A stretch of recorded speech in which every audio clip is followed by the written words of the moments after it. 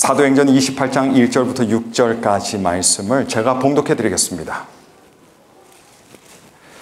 우리가 구조된 후에 안즉 그 섬은 멜리데라 하더라. 비가 오고 날이 차매 원주민들이 우리에게 특별한 동정을 하여 불을 피워 우리를 다 영접하더라. 바울이 나무 한 묶음을 거두어 불에 넣으니 뜨거움으로 말미암아 독사가 나와 그 손을 물고 있는지라. 원주민들이 이 짐승이 그 손에 매달려 있음을 보고 서로 말하되 진실로 이 사람은 살인한 자로다. 바다에서는 구조를 받았으나 공의가 그를 살지 못하게 함이로다 하더니 바울이 그 짐승을 불에 떨어버리매 조금도 상함이 없더라. 그들은 그가 붙든지 혹은 갑자기 쓰러져 죽을 줄로 기다렸다가 오래 기다려도 그에게 아무 이상이 없음을 보고 돌이켜 생각하여 말하되 그를 신이라 하더라. 자, 여러분, 바울이 배를 타고 로마로 앞송 가고 있던 그 항해 길에서 무시무시한 폭풍을 만나게 됩니다. 유로굴로라고 하는 폭풍이죠. 그리고 이 폭풍 때문에 사람들은 정말 삶의 모든 소망을 잃을 정도로 죽을 고생하다가 그러나 전적인 하나님의 은혜로 멜리데라고 하는 섬에 상륙하게 됩니다. 이들이 가까스로 멜리데라는 섬에 도착하기는 했는데 배는 정말 더 이상 버티지 못했습니다. 그래서 그냥 파손이 됐습니다. 사람들은 그래서 그나마 수영해서 갈 수 있었기 때문에 모든 사람들이 한 사람도 빠지지 않고 하나님의 말씀대로 하나님의 약속대로 276명 전원이 목숨을 잃지 않고 살 수가 있었습니다. 근데 그때 마침 이 멜리데라는 섬에 보니까 원주민들이 살고 있었습니다. 무인도가 아니었어요. 이 원주민들이 유라굴로에 대해서 너무 잘 알고 있던 사람이었습니다. 왜냐하면 자기들이 사는 곳에서 닥쳐오고 불어오는 무시무시한 폭풍이니까 모를 리가 없죠. 근데 보니까 이 무시무시한 유라굴로라는 폭풍 가운데서 이 사람들이 살아났는데 한 사람도 빠지지 않고 전원이 다 산 거예요. 그리고 그 섬에 도착한 거를 보고 기적으로 여겼죠. 원주민들은 이 사람들을 특별하게 생각했습니다. 야, 이 정도인데 이 사람들이 한 사람도 빠지지 않고 생존했다라고 한다면 이 사람 분명히 하나님의 은총이 있는 사람들 것이다 라고 생각했죠. 그래서 이 사람들이 이들을 특별하게 대우해 줬습니다. 그래서 추워서 덜덜덜 떨고 있는 그들에게 불을 지펴주고 뭐 필요한 것들을 갖다 주고 정성스럽게 친절을 다 베풀었어요. 그때 바울이 불을 유지시키기 위해서 마침 땔감 나무 큰 한 묶음을 그냥 집어다가 불에 가지고 왔습니다. 그리고 불에 딱 던져 넣었는데 그때 마침 하필이면 그 나무 묶음에 말이죠, 뱀이 숨어 있었다는 거죠. 그리고 바울이 그 나무 한 묶음을 바로 불에 던져 넣는 순간에 그 나무 묶음에서 그 뱀이 튀어나와서 바울의 손을 물어버리게 된 겁니다. 근데 이 뱀이 얼른 물고 도망간 게 아닙니다. 바울의 손을 물고서는요, 그렇게 바울의 손에 대롱대롱 잠시 머물러 있었어요. 근데 이 뱀을 보니까 그냥 뱀이 아닙니다. 이 뱀은 사실 무서운 독사였어요. 그리고 그 작은 섬에 사는 원주민들은 이 독사에 대해서 당연히 너무나 잘 알고 있었겠죠. 그리고 이 원주민들이 평소에 이 뱀을 조심했겠죠. 근데 바울이 이 독사에게 물린 거예요. 그리고 이 장면을 본 원주민들이 보고서 어떻게 생각할까요? 이렇게 생각했습니다. 야, 이 사람이 참 기적적으로 폭풍에서 살아났지만, 그렇지만 이 자가 독사에게 물린 걸 보니까 이 사람 분명히 살인죄 정도는 저지른 사람일 거야. 맞아, 이 사람은 살인자일 거야. 그러니까 신이 이 자를 반드시 이렇게라도 벌하지. 여러분, 이 원주민들은 바울에 대해서 아는 것이 하나도 없던 사람들이었어요. 바울에 대해서 들은 것도 없는 사람이었습니다. 그런데 이들은 바로 그 장면을 보고요, 바울을 천하에 때려 죽일 살인자로 그냥 몰아버린 겁니다. 그렇게 단정 지은 거예요. 사도바울은 독사에 물렸다는 그 이유 하나만으로 살인자가 된 겁니다. 여러분, 독사에게 근데 물리게 되면 독이 퍼지겠죠, 당연히. 그러면서 독이 퍼지기 시작하면서 여러 가지 증상들이 나타나겠죠. 뭐 현기증도 느끼고 구토도 하고 발열도 나타나고 갑자기 보이던 눈이 멀쩡해 보이던 눈이 보이지를 않고 막 호흡이 막 곤란해지고 그러면서 바닥에 쓰러져서 경련을 일으키면서 막 거품을 물다가 결국 사망에도 이르게 될 수 있습니다. 원주민들은 이런 증상을 너무 잘 알고 있었죠. 그래서 이 원주민들이 뭘 하냐면 가만히 보고 있는 거예요. 바울이 언제 그 경련을 일으키나, 언제 쓰러지나, 언제 호흡곤란을 일으키나, 언제 그렇게 개거품을 무나 그냥 보고만 있는 겁니다. 왜냐하면 이 바울이 독사에게 물린 거를 분명히 보았기 때문이었어요. 그런데 시간이 지나도 바울에게 아무런 증상이 나타나지 않는 거예요. 이때 원주민들이 다시 한번 깜짝 놀랍니다. 그러면서 이렇게 서로 생각하죠. 아, 이 사람이 독사에게 물렸는데도 멀쩡한 것을 보니까 이 사람은 살인자일 수가 없어. 이 사람은 살인자가 아니야. 이 사람은 인간으로 가정에서 우리 섬을 찾아온 신일 거야. 왜냐하면 그 상황 가운데서 해를 당하지 않을 존재는 인간으로서는 없기 때문이라고 이렇게 생각하는 거죠. 이렇게 원주민들이 계속 진행되는 상황을 보면서 이렇게 해석한 거예요. 여러분, 그 짧은 시간에, 긴 시간이 아니었어요. 몇 분 되는 그 짧은 시간에 바울이 섬 사람들에게 어떤 사람이었습니까? 처음에는 신의 자비로 유라굴로라는 이 무시무시한 폭풍에서 목숨을 건진 자였어요. 그러다가 독사에게 물리는 걸 보면서 한순간에요. 단 한순간에 천하에 때려 죽일 살인자로 된 겁니다. 그러다가 몇 분 뒤에는 아무렇지도 않으니까 신으로 역임을 받게 된 겁니다. 신으로. 그 짧았던 시간에 도대체 바울이 이 사람이었다가 저 사람이었다가 요 사람이었다라고 이렇게 바뀐 거예요. 여러분, 여기서 중요한 포인트를 한 가지 말씀드립니다. 우리들에게는요, 어떤 사실보다 더 중요한 것이 있습니다. 그리고 그것은 바로 해석입니다. 해석이에요. 보니까 사람의 인생은요, 어떤 사실들에 의해서 인생이 달라지지 않아요. 자기 인생에서 일어난 사실들에 대한 해석에 따라서 인생이 바뀌어지는 겁니다. 다시 말씀드리면 사람의 인생은 팩트로 바뀌는 게 아니에요. 무슨 일이 일어났다라고 바뀌는 게 아닙니다. 그 팩트들을 놓고 어떻게 받아들이냐, 어떻게 해석을 하냐에 따라 인생이 달라지는 거예요. 욥의 경우를 보면요, 욥에게 무지무지한 고난이 그냥 연속적으로 찾아왔어요. 이것이 너무 충격적이어서 그냥 소문이 막 사방팔방 났겠죠. 이 소문을 욥의 친구들이 들었습니다. 이 친구의 소식을 듣고 욥이 얼마나 가련한지 불쌍한지 그나마 욥을 위로해 주기 위해서 욥을 찾아왔어요. 어떻게 욥을 위로할까? 뭐 좀 도움이 될 수 없을까? 생각하면서 왔는데 이 친구들이랑 함께 모여서 이야기를 나누다가 욥 거기 있었죠. 욥에게 일어난 일련의 불행한 일들을 두고 서로 이야기를 하는데 해석이 다른 거예요. 욥의 해석과 친구들의 해석이 다른 거예요. 팩트는 똑같습니다. 달라지지 않았어요. 근데 그 팩트에 대한 해석이 달라져서 그게 논쟁이 되어버리고 말았습니다. 그리고 서로 너가 잘못 생각했다는 둥, 너가 오해했다는 둥 이러면서 논쟁이 계속 이어지게 되는 거예요. 그게 욥의 내용입니다. 여러분, 사람들의 인생을 대한 태도는요, 팩트로 결정되어지지 않아요. 내가 나쁜 일을 당했다고 해서 그 나쁜 일이 나를 바꾸지 못합니다. 신앙인으로 살아가는 우리의 모습, 팩트가 결정하는 게 아닙니다. 특별히 대인관계는 더 그렇습니다. 그건 팩트가 아니에요. 그럼 무엇이 결정합니까?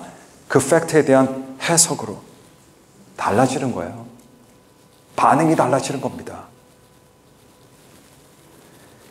여러분, 늘 밝고 긍정적인 사람이 있고 늘 어둡고 힘들어하는 사람이 있다면 그 차이가 어디입니까? 어디에 있어요? 자기 인생을 바라보고 세상을 바라보면서 그에 대한 해석이 다른 거예요.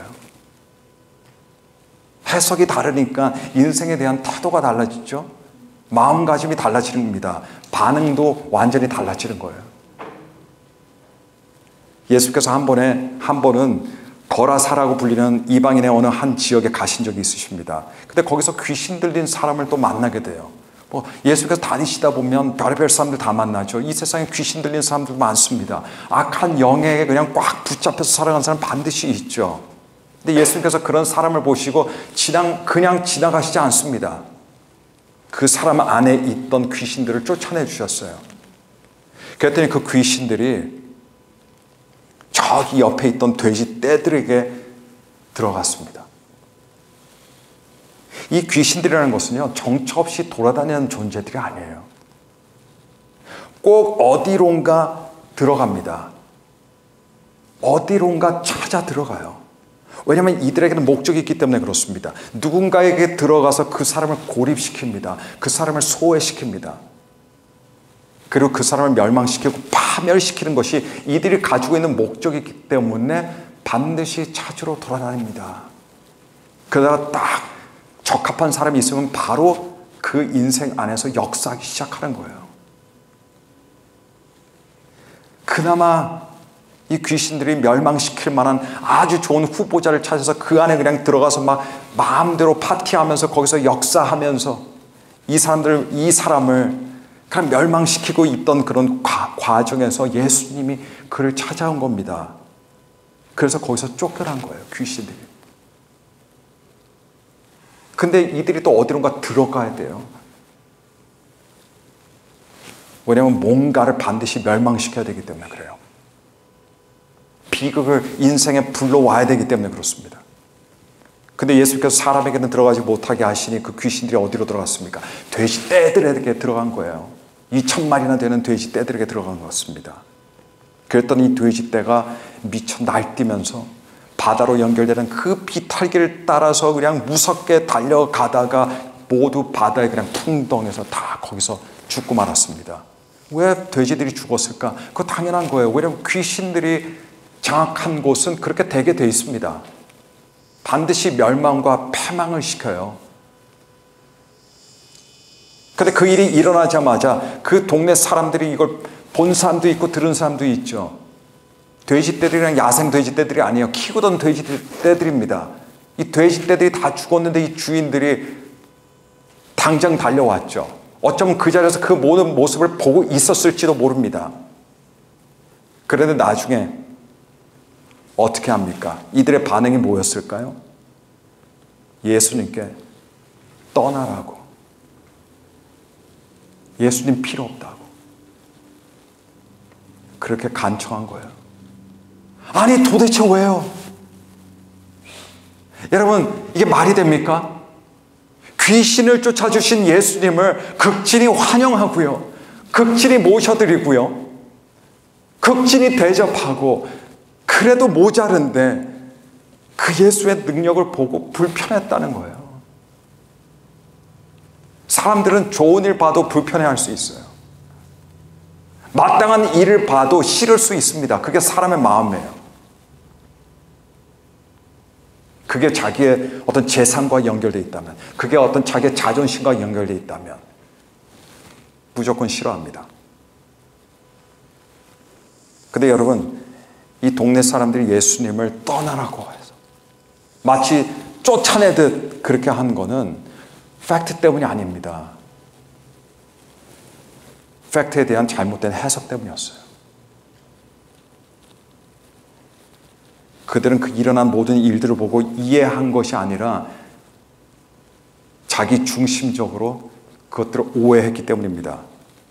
그래서 이들은 예수님이 싫었어요. 예수님이 불편했습니다. 이미 많은 돼지떼들을 잃었습니다. 향연 더 큰 손해나 피해를 입지 않을까 무서워했습니다. 이해한 게 아니라 오해한 거예요. 여러분, 우리 인생에서 많은 일들이 일어나는데 사람들마다 똑같은 사건을 보고 똑같은 사건을 경험하는데, 그런데 해석은 다 다릅니다. 받아들이는 게 다 달라요. 반응도 다 천차만별입니다. 바울의 상황을 다시 돌아가면 바울이 독삭에 물렸을 때 여러분 그 자리에는 사도행전을 작성한 누가도 같이 그 자리에 있었어요. 누가뿐만 아니라 주 안에서 바울의 형제이자 동역자였던 아리스다고라는 사람도 거기 있었습니다. 바울이 독삭에 물린 것을 이들도 봤습니다. 독삭에 물렸음에도 불구하고 아무렇지도 않은 거 이들도 봤습니다. 그러나 이들이 무엇을 했습니까? 성경은 기록하고 있지 않지만 하나님께 당연히 감사했겠죠. 하나님께 영광을 돌렸겠죠. 이들의 해석이 그렇게 만든 거예요. 하지만 원주민들은 하나님을 몰라요. 바울도 모르던 사람이었습니다. 그러니까 그 상황을 이해하는 것이 아니라 뭘 합니까? 오해합니다. 처음에는 바울을 은총받은 사람이어서 겨우 살아난 사람으로 봤다가 나중엔 독사 물린 걸 보고 저 사람은 때려 죽일 살인자야 정죄했다가 나중에는 저 사람은 신이구나, 신이시여. 사람들은 똑같은 일을 봐도요 반응은 다릅니다. 받아들이는 게 달라요. 해석이 다릅니다. 그러나 그 해석도요 모든 해석이 다 맞지 않아요. 내가 어떤 사건을 보고 이렇게 해석했다고 해서 그 사건이 그 해석이 맞냐? 그럼 보장 못합니다. 오히려 사람들은 잘못된 해석, 엉뚱한 해석으로 인생을 살아가는 사람들 참 많습니다. 어떤 책이 있는데요. 그 책 제목을 보니까 책 제목이 이래요. 우리가 하나님을 오해했다. 이게 책 제목입니다. 그 책에 집필된 동기를 보니까 이 교회 내 성도들 사이에서 하나님을 오해하고 있는 사람들이 너무너무 많다는 거예요. 알고 봤더니 하나님에서 잘 모르는 사람들도 너무너무 많다는 겁니다. 여러분 예수님에 대한 믿음은요 기쁨을 가져다 줘요. 자유를 가져다 줍니다. 평안으로 나를 이끌어 주는 거예요. 그리고 그런 살아있는 믿음은 주님을 기뻐하고 즐거워하고 주님의 사명을 감사해야 합니다. 그러면서 예수님을 닮아가게 돼요. 이게 믿음이 일하는 방식이에요. 믿음이 사람을 그렇게 이끌어 갑니다. 근데 너무 많은 사람들이, 교회에 있는 사람들, 사실 이런 것과 거리가 먼 삶을 사는 사람들이 너무 많은 걸 책자가 본 거예요. 그래서 이 책의 저자의 진단은 이겁니다. 물론 여러 가지 문제점들과 이유들이 있겠지만 정말 보편적인 한 이유가 복음을 안다고 하지만 복음을 사실은 이해하지 못해요. 하나님을 이해하고 성경을 이해한다고 하지만 사실은 무지와 너무 많은 오해 속에 있다는 겁니다.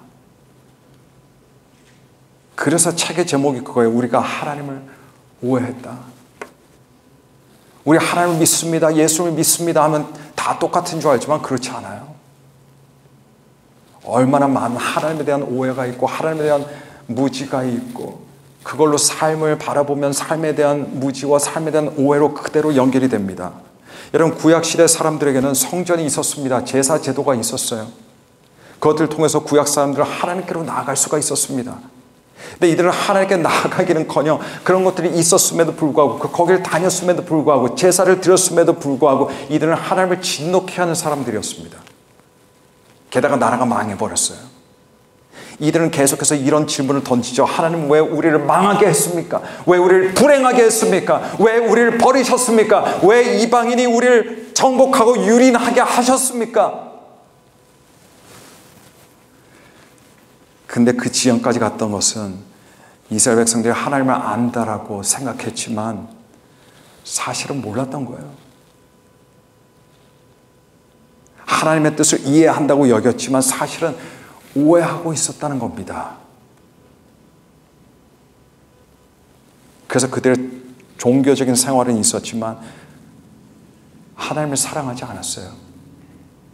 하나님을 경외하지 않았습니다.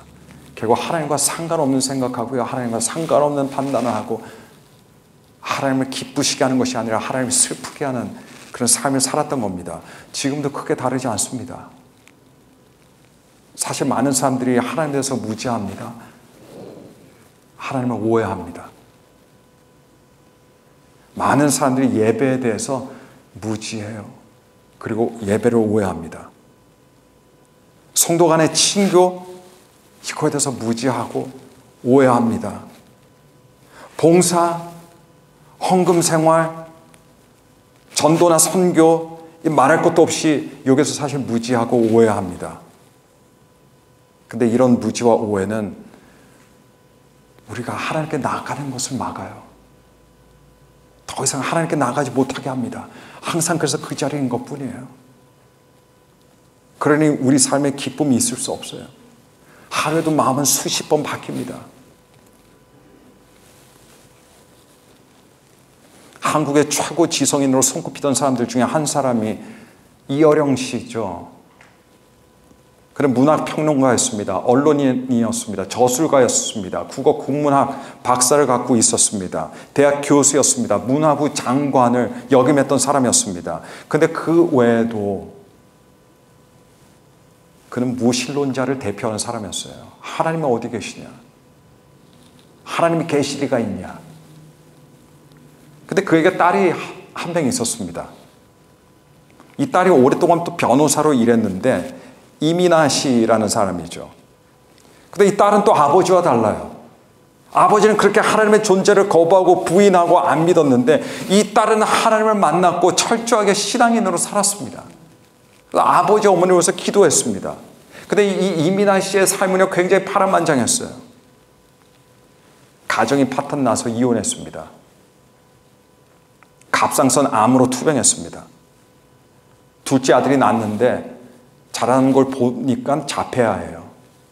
자폐아가 된 아들 때문에 눈물을 많이 뿌려야만 했습니다. 근데 첫째 아들은 그래도 건강했습니다. 그렇게 해서 좋은 대학 갔는데 대학생일 때 이유도 모르고 갑작스럽게 죽었어요. 그냥 갑작스럽게 죽었어요.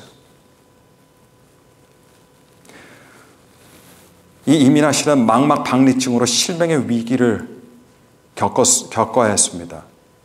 나중에는 위암 말기 판정을 받았어요. 그리고 결국은 자기 부모보다 일찍 세상 떠났습니다. 이 정도 되면요 보통 사람들은 하나님께 실망했다라고 하겠죠. 하나님은 어떻게 그럴 수 있냐고 이렇게 이야기하겠죠. 더 이상 신앙생활 못하겠다고, 더 이상 봉사 안 하겠다라고 이렇게 이야기하겠죠. 그때 이민아 씨는 그러지 않았어요. 그럼 모든 과정들 속에서 이민아 씨의 신앙은 더 굳건해지고 더 단단해져 갔습니다. 왜냐하면 말씀 가운데서 하나님을 이해할 수 있었기 때문입니다. 그것도 은총이에요. 그것도 은혜입니다.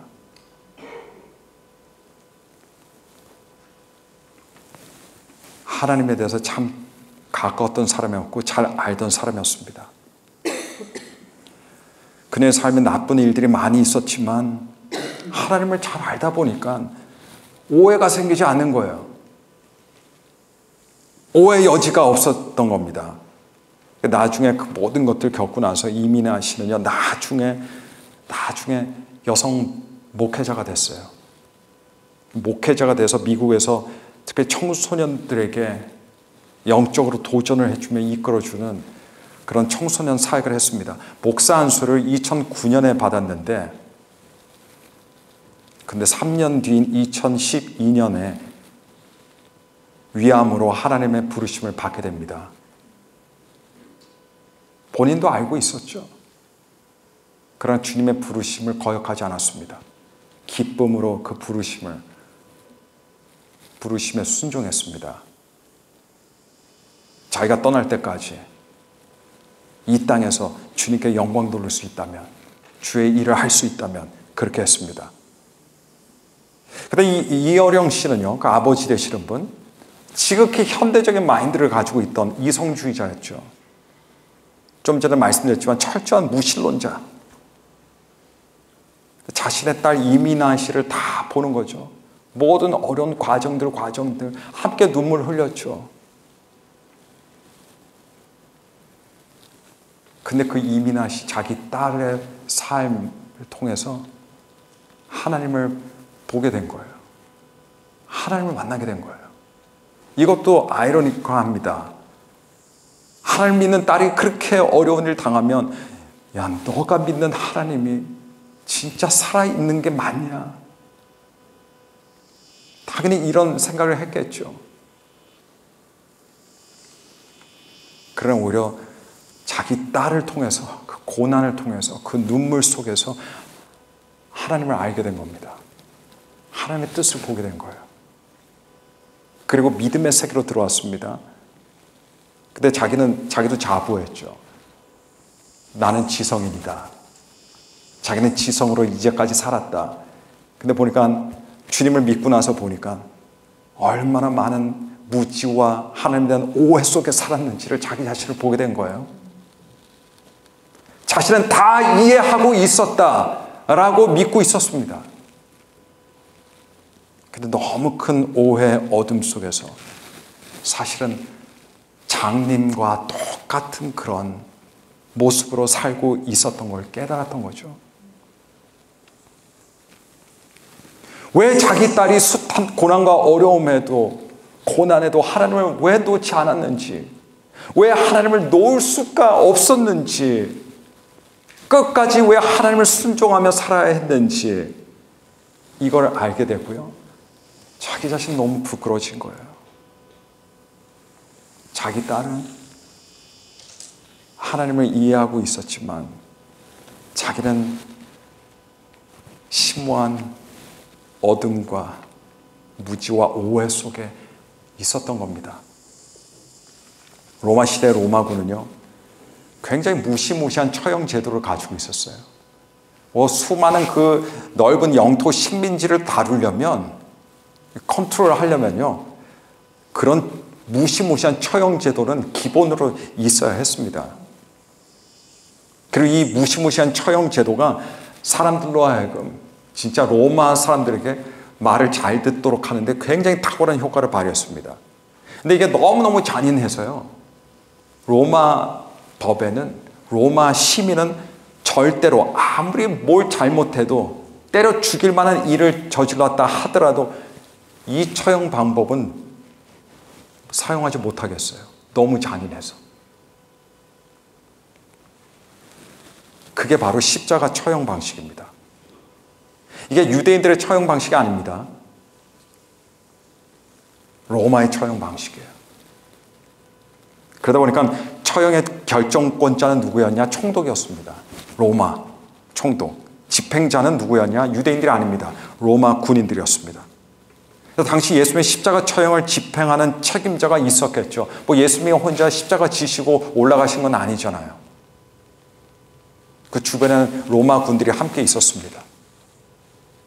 그리고 이 사람이 책임자가 자기 수하들을 시켜서 예수님을 끌어와서 채찍을 맞게 했습니다. 그리고 십자가를 끌고 골고다 언덕까지 가게 했어요. 그리고 자기 수하들을 시켜서 예수님을 십자가에 못 박았습니다. 자기 책임이니까 이게 잘 집행이 되는지 봐야 되니까 또 그 자리에 있어야만 됐습니다. 근데 이 백부장은요, 십자가 처형 책임자였기 때문에 도대체 누가 왜 처형당하는지 대충 알고 있었어요. 아무것도 모르고 처형시키는 건 아니지 않습니까?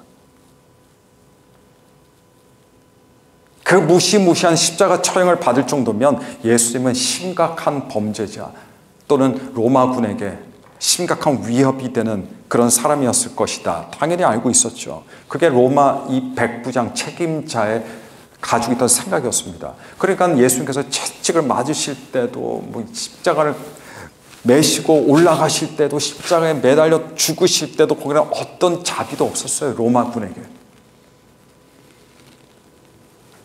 왜냐면 거기 십자가에 걸리는 사람은 나쁜 사람이니까. 죽어야 되는 사람이니까. 죽어도 싼 사람이니까. 근데 이 백부장이 보니까 예수님은 다른 십자가형을 받은 사람들과는 달랐어요. 많이 달랐습니다. 예수님의 그 모습도 달랐고 예수님께서 십자가 위에 달려 죽으실 때도 달랐습니다. 주변 상황들도 심상치 않았어요. 예수님께서 십자가 위에서 몇 마디 하시는 그 말씀들이 너무 다른 거예요. 예수님 양쪽에 있던 두 죄수들에게 하시는 말씀도 들었어요. 예수님께서 죽으시는 그 순간, 그 장면도 달랐고 마지막에 예수님께서 하신 말씀도 달랐어요. 그리고 그렇게 예수님은 죽으셨습니다. 근데 그때 성령께서 그 영의 눈을 열어주셨어요. 한 번도 예수님을 따라간 적 없습니다. 예수님의 가르침을 들은 적도 없어요. 근데 성령께서 이 사람의 마음을 열어주시고 영안을 열어주셨어요. 십자가에 처참하게 피 흘려 죽으신 예수님이 아니라 예수님의 진짜 모습을 보게 된 겁니다. 이 백부장이. 그리고 예수님의 죽음 직후 백부장은 그 누구도 보지 못했던 걸 봤어요. 아무도 못 봤어요. 그 누구도 진짜로 고백하지 못했던 것을 고백했습니다. 뭐라고 고백했습니까? 이 사람은 진실로 하나님의 아들이었도다.